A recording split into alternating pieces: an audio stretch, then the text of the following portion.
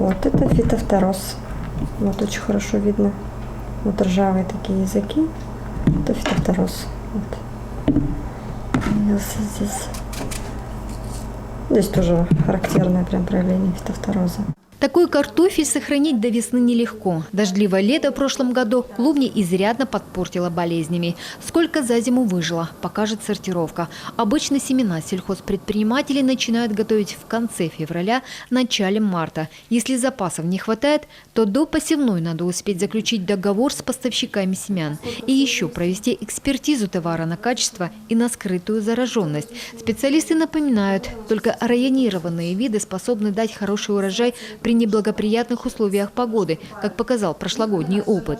В первую очередь, конечно, мы всегда рекомендуем выращивать наши районированные сорта. Все-таки у нас есть сортоиспытатели, которые испытывают эти сорта в течение 3 лет. Уже видно, что эти сорта дают достаточно хороший урожай. Даже, можно сказать, в любую погоду.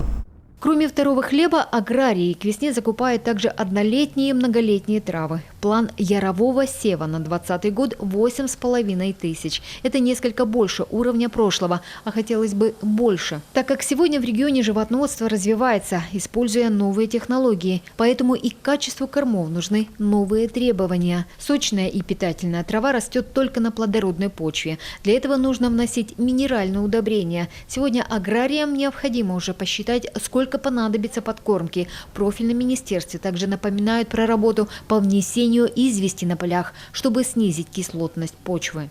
Тем более, что беспрецедентные меры поддержки оказываются. В частности, если вы знаете, из бюджета республики традиционно до 80% затрат на возмещение известкования выделялось из бюджета республики.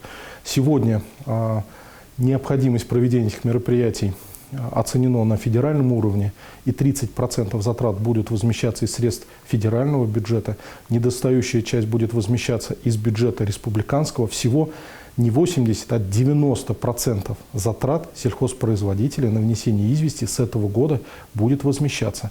Еще одна задача номер 1 для аграриев на 2020 год – мелиорация. Хозяйствам необходимо восстановить осушительные каналы, чтобы не повторилась прошлогодняя ситуация, когда из-за проливных дождей многие поля региона оказались под водой. По словам специалистов министерства, ежегодно в Коми мелиорационные работы проводят на 700 гектарах земли. В 2019-м помешала непогода. Но в этот сезон работа продолжится. К тому же Коми Мелиоводхоз ожидает обновления техники. На эти цели из федерального бюджета выделят дополнительно 10 миллионов рублей.